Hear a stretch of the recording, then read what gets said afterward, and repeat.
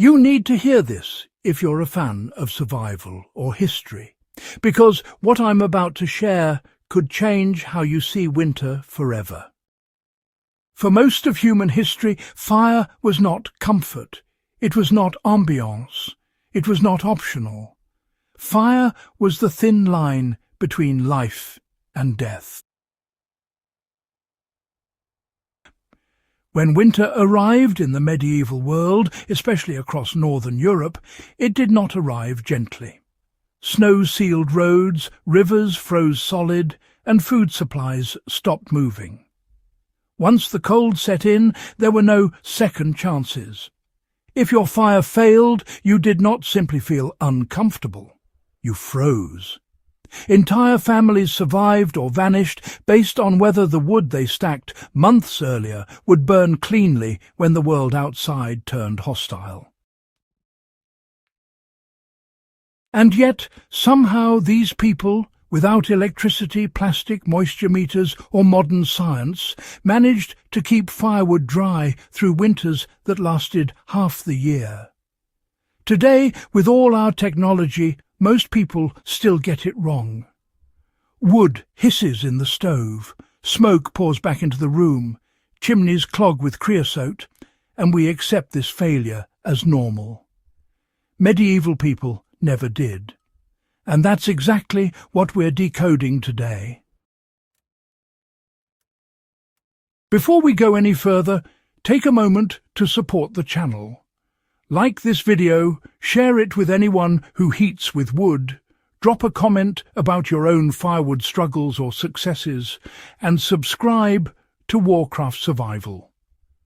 This support keeps deep historical survival knowledge alive, researched, and shared without dilution.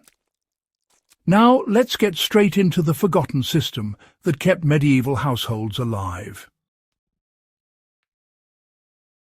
The first mistake modern people make is believing that firewood dries simply by waiting. Time alone does not dry wood. Wood is hygroscopic, meaning it constantly absorbs and releases moisture from the surrounding air. Rain is only one enemy. Ground moisture, humidity, dew, temperature swings, and trapped air all work against proper drying. Even wood stacked neatly off the ground and covered with a tarp often remains above 25% moisture content after a full year. That level of moisture makes clean combustion impossible. Heat output collapses, smoke increases, and creosote forms rapidly. This is not bad luck. It is physics. Medieval communities understood this, even if they did not describe it in modern terms. Across Scandinavia, the Alps, and Central Europe, firewood was rarely stored far from the house. Archaeological evidence shows that wood storage was usually attached directly to living structures, often sharing walls with homes, barns, or workshops. This was not laziness or convenience. It was environmental control. The house itself became part of the drying system. By storing wood against exterior walls, medieval builders exploited a constant gentle heat leak from the living space.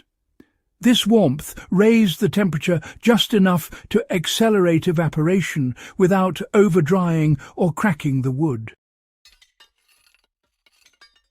Extended roof lines protected stacks from snow and rain, while open sides allowed continuous airflow.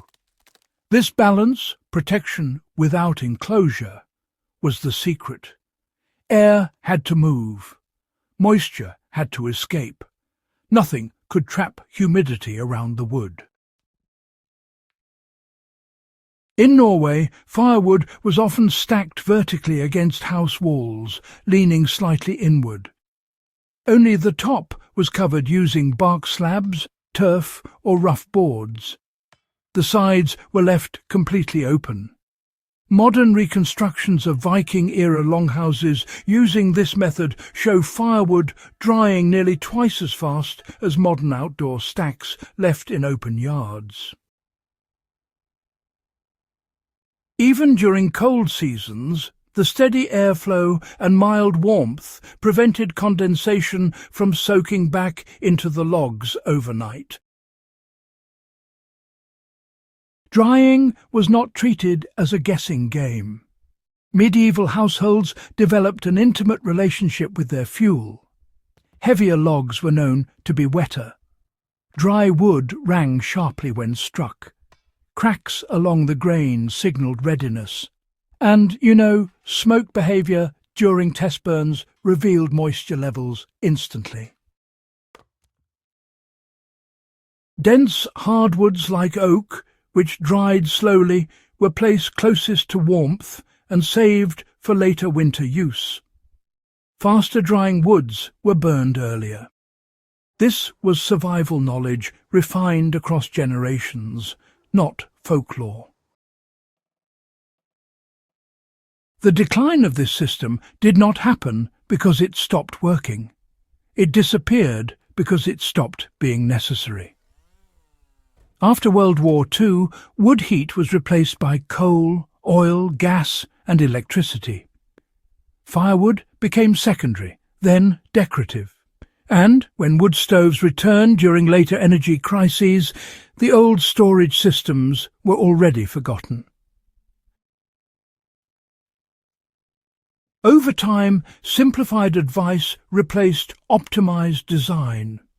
Industries stepped in with kiln-dried wood, chimney cleaning services, and accessories that treated symptoms instead of causes. Wet wood became normalized because, forgetting the old ways was profitable. The truth is, you do not need a medieval longhouse to store wood properly. A simple lean-to attached to your home, garage or shed recreates the same conditions.